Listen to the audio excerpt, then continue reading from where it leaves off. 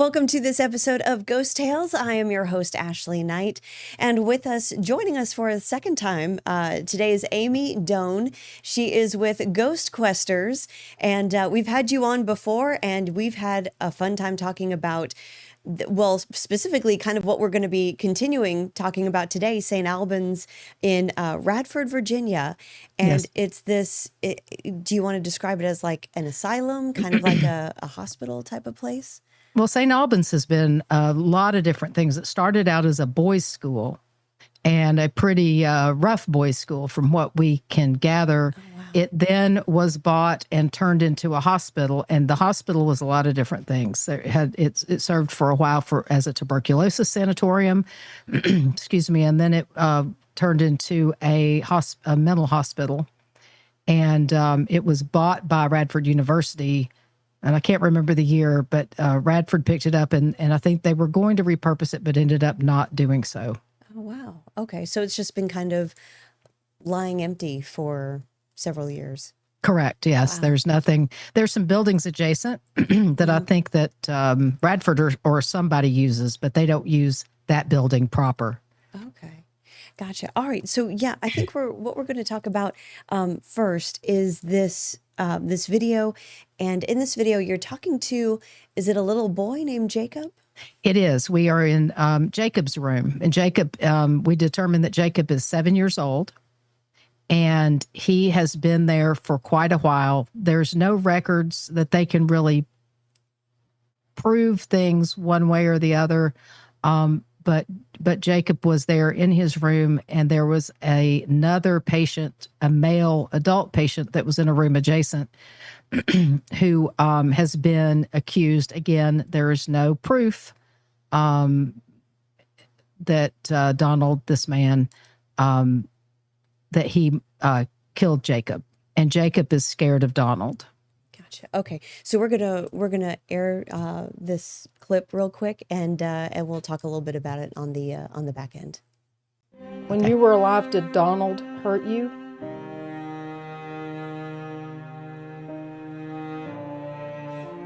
He did?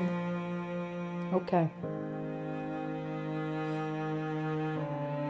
I'm sorry. Wow. So explain that setup that you've got in that room. Sure. So I'm sitting in one chair. Some friends of ours who are with us are sitting on the opposite side. And the item on the floor that keeps lighting up is what's known as a paranormal music box. And it is motion activated. So if anything moves in front of it, it triggers the movement. It's not triggered by heat or electromagnetic energy. It's strictly movement. Mm-hmm. So something had to have moved there to make it to go off. And what we do is we use it a lot to ask yes or no questions. So we'll say things like, for example, did Donald hurt you? And then we'll see what kind of response we get. And we seem to have pretty good luck with that. It's been a pretty reliable tool for us. Yeah, that seems a really neat instrument to have, kind of, to be able to communicate, and you've used them in other investigations as well. We have used that in just about every investigation we've done. We've got an SLS camera, which I think we'll see a little bit of in a minute. We've got spirit boxes that scan radio frequencies and create white noise. The music box is a little different because it really requires somebody moving in front of it. And so it's not, we've debunked a lot of things. It's not set off by air. It's not set off by wind. It's not set off by electromagnetic energy. Something physically has to cross the path of the eye in front of the music box to make it go off. And you can see in the video, there's nothing in front of this. There's nothing moving. Mm-hmm. It's not picking up my movement. So it's, yeah. So we really, that's one of the tools that we really like, because it's sometimes definitive. Sometimes the simpler tools are I think the more reliable. Yeah. That's really neat. Do you want to talk about some of the other questions you asked him? I mean, how did you get to know that Jacob was in that room and his name was Jacob? So we know from the people who now own the hospital or the sanatorium that there's certain rooms that are attributed to certain people. Some of that's from people that have worked at the hospital that knew the patients or knew people who knew the patients. So they were saying, okay, this is this little boy's room. His name was Jacob. Again, they have no records to go by. So they can't know for sure, but they just know from kind of stories within the community, because a lot of people worked at this place that are in and around Radford. So they've talked to these people and learned the stories from them. And then they've been validated by different investigators who've gone in. Of course, the people who work there, they investigated a lot. So they work really hard to try to come up with as accurate of information as they can to keep these stories alive. Yeah, that's amazing. And did you confront Donald? You said his room was kind of near Jacob's. We did go confront Donald. And we usually don't provoke or taunt, and we really didn't in this instance. There's a couple of reasons that we don't really want to show that here, but if you want to go to our YouTube channel and watch it, you certainly can. Donald is not a savory character, and Donald says a lot of nasty things. And Donald says a lot of mean things. Donald is not a nice man. Yeah. And we're not going to be showing that video, but yeah, that just kind of paints a picture of and lends itself to the theory that he did hurt Jacob. Yes, and some of the responses that we got from Jacob were really sad. We in that clip that you just saw, the music box comes across as almost hesitant and almost sad, like, yeah, he hurt me. It's not like a bold. It's like as a child would answer, like a shy child would answer. Yeah, not mad. Not aggressive, but just kind of scared. Yeah. Unlike Donald, who's very aggressive. Very aggressive. Wow. How long did you spend in St. Albans with all this investigation? We've done 2 investigations at St. Albans. We did one back in 2019 that happened on the night of a full moon on Good Friday. And they'd had a bunch of tornadoes in the area, so that tends to ramp up the energy. We have found that full moons and things like that really affect what we do and what we get. If the moon is waning, we don't tend to get as much, which is really interesting. The second time was year before last we were there, and so that would have been 2024. We were there again. And so we've done 2 investigations there. So all told, we've probably spent 15, 16 hours in there. Wow. So that's a lot. Oh my goodness. Okay. And so talk a little bit about, do we want to, well, let's take a break. Let's take a break. And then on the other side of this break, we'll talk a little bit more about St. Albans. Stay with us. Sounds good.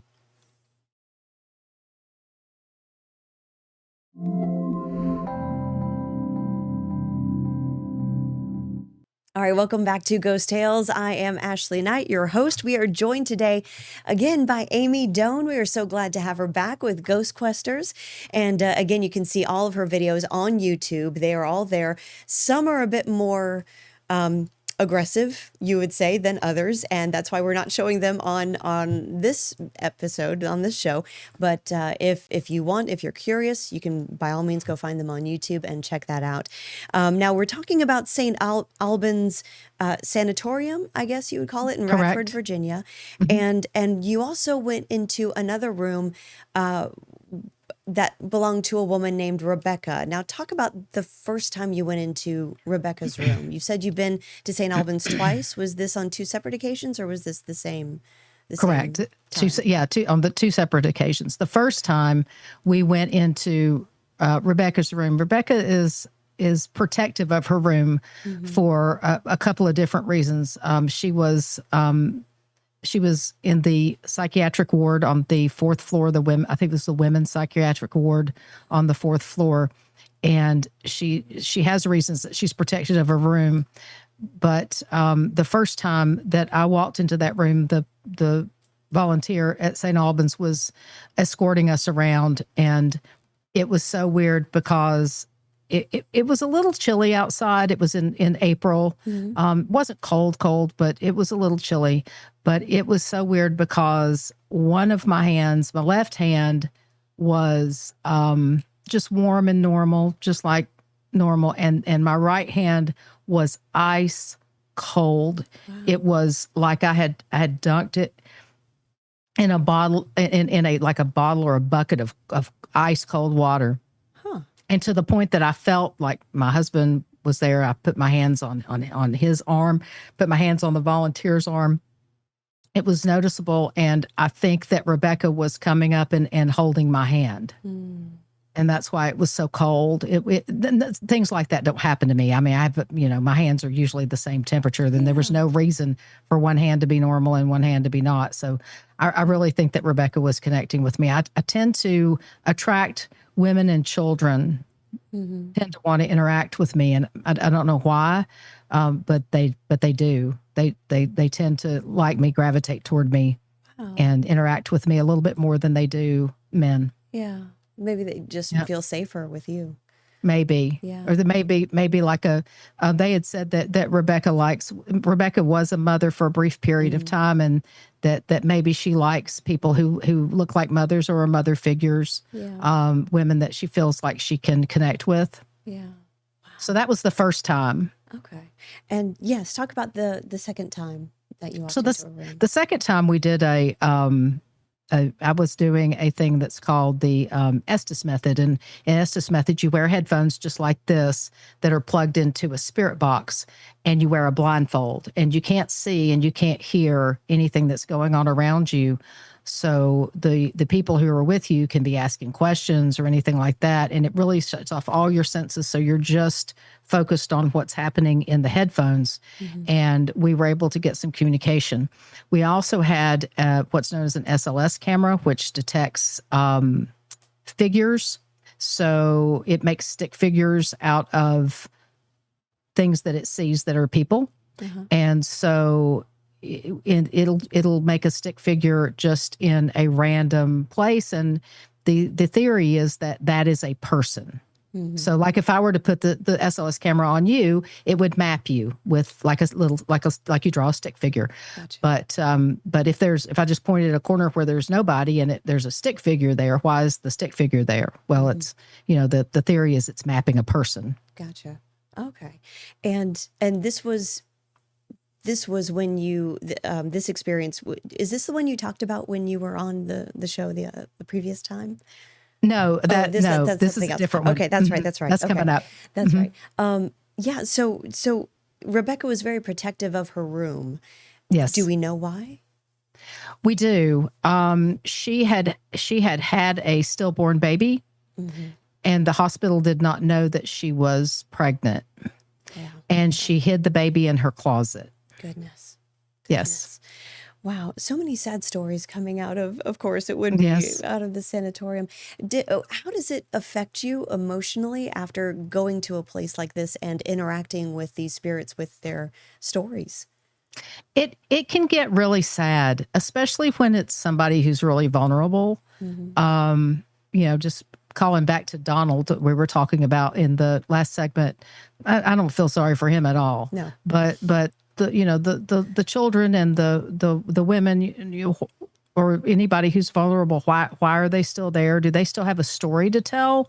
And that's really what we try to lean into, is if you have something that you want to say that you feel like people need to know, that would help you help that person bring peace or help them move on, then that's what we really want to do. That's our purpose with it, is to help them tell their stories, not just to get them to be like a circus act or a magic trick, or just, like, hey, look at this is so cool. Right. Yeah. Perform for us and we'll think it's so cool. We really want them to know that we're there to listen and to try to help as much as we can. And then that's the place that we come from every time. Yeah. Do you think you've gotten more out of these investigations because that's your approach to them? I think so. And it's especially interesting when we go back to places a second time. They seem to remember us, and we get activity quicker. And we get similar activity to what we got the time before. So I think that they remember and they get comfortable and they're happy that you came back. Yeah. Oh, wow. Any plans to go back to St. Albans? We would love to go back, and that would be something that would be on our list to do, in the next couple of years. We do have an investigation coming up this April that we're doing in West Virginia at the hospital on Old College Hill. Okay. I haven't read up on it a lot. I used to read up on these places before I went, so I would know, but I've kind of learned that it's better not to know. Yeah. So you can discover when you get, as you get there. yes, and when you get things, then we ask the people who walk us around not to tell us too much. We ask them to tell us kind of, stuff happens over here, stuff happens over there, but we ask them not to really tell us. And then we try to validate what we got versus what they say, they've gotten in the past after it's over. We'll kind of do a debrief with them after it's over because they stay there all night. They just stay tucked away. We don't see them. Okay. Did we have a video of Rebecca's room? We do. Okay. All right. Let's show that really quickly.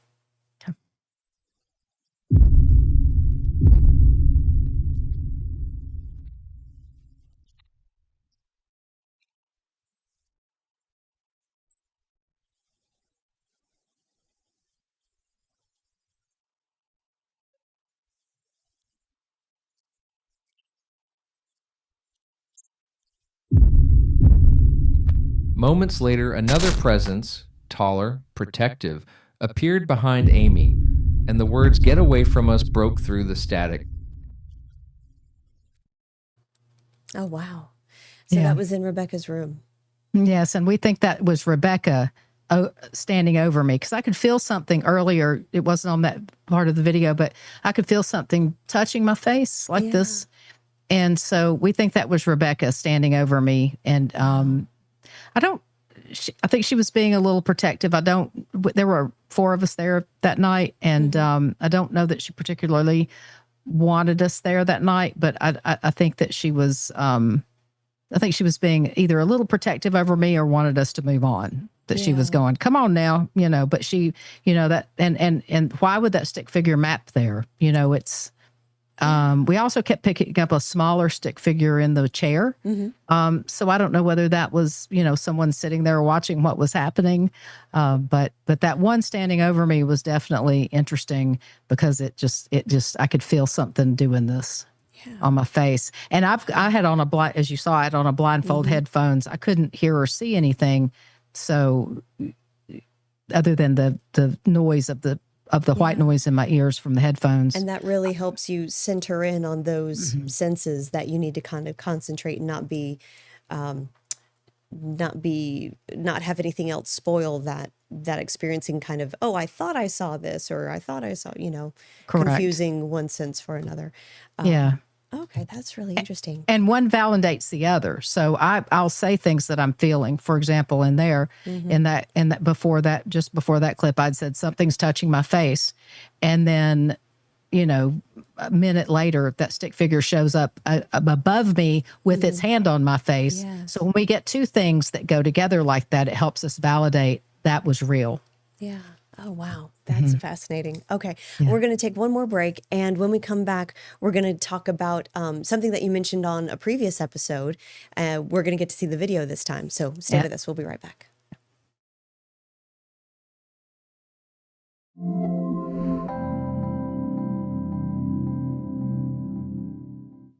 And welcome back once again to Ghost Tales.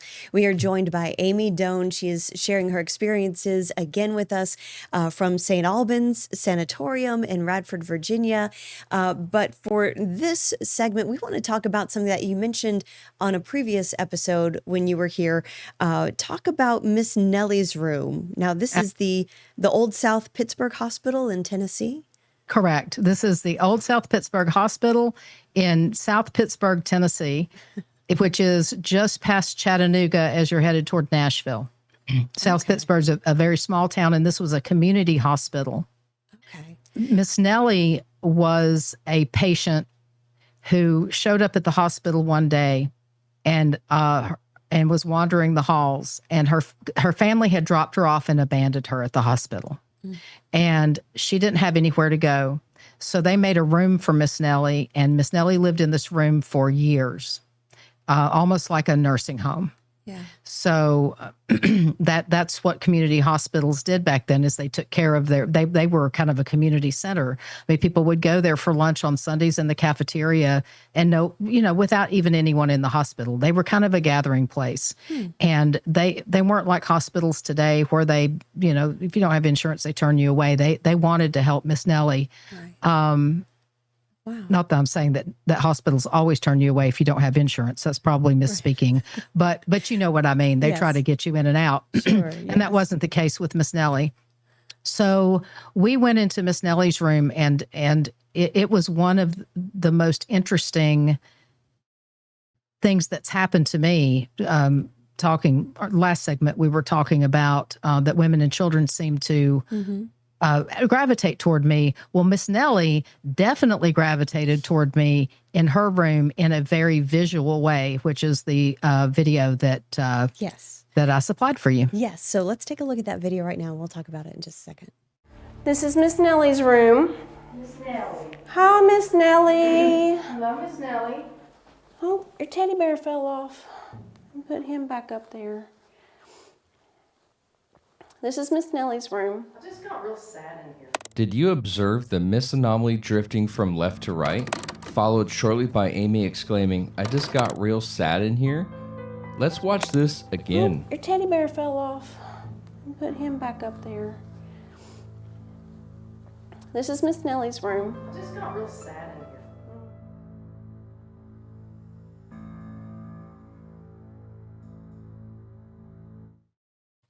Yeah, that's kind of interesting. When you think of things in these investigations and things moving, you think of them happening like slowly, but things actually happen pretty fast, as we just saw that shoot of light across the room. Sure. And we didn't see it in the moment. We only saw it when we went back and looked at the video when we were putting that episode together. But I walked in there behind the lady that was with us is the person who was the volunteer hosting us that night. Okay. And I had walked into the room and stood by the wall, and I was fine. I'm a pretty upbeat, happy person. But all of a sudden, and as you've heard in that clip, I said, all of a sudden I just got really sad in here. And it was right after that light shot straight at me. And so we didn't know it at the time till we went back to Miss Nellie's room to do some investigation. And we got the sense later on in the investigation that she was sad because she didn't feel like she had any purpose anymore. Because one thing that she would do when she was living at the hospital is she would help the nurses. She'd go up and down the hallways and pass out snacks and drinks and try to do things to be helpful to people. She did have some dementia. So, but when she was having her good days, she wanted to be out and help. And we determined that she really didn't feel like she had a whole lot of purpose anime. And so we talked to her about that. She does have purpose. She has purpose to help us understand what's on the other side and what she wanted to do. And so it was really, that one really touched my heart. But boy, the sadness that I felt all of a sudden, it was just like almost a depression just came over me. It just really got sad. It stuck with me for quite a few minutes. It was interesting. Wow, I can imagine. Yeah, that's really interesting. And so you've been back to that hospital twice? No, that one we've only done once, but I desperately want to go back. We've done the other one we've done twice is also in Tennessee. It's the Historic Harriman Hospital. That's right. Which is also another community hospital. Both are owned by the same people, and great people run a great organization. Really helpful in the paranormal community. Yeah. But we have plans to go back to South Pittsburgh because a couple of my friends who live in Nashville want to come on an investigation with us. And I think that would be a perfect one to do because it's pretty close to Nashville. Yeah, that would be neat. Yeah. Awesome. Okay. And you said you're going to West Virginia next in April? April. Okay. Going to West Virginia in April to the hospital on Old College Hill. And we have not done this one yet, but it's a pretty popular one. Okay, so Yeah. we'll look forward to that, and we Sure. we would love it if you came back on after that one and shared what you found with us. We would love to. Yeah, awesome. Okay, well, we are winding down now. We were about to run out of time, but thank you so much, Amy, for joining us. Amy Doan with Ghost Questers. And again, folks can find all these videos on YouTube, right? They just have to search Ghost Questers, right? Is that one word? Correct. Yeah. No, it's two. Ghost words? Questers. Okay, so that's pretty easy to find, Ghost Questers, and Yes. as we see on the banner above you, we can All see right. that. Yes. Yeah. It looks just like that. Awesome. All right. So yeah, if you want to check out more videos, you can go find them on YouTube. And until next time, thank you so much, Amy, for joining us. We love having you on.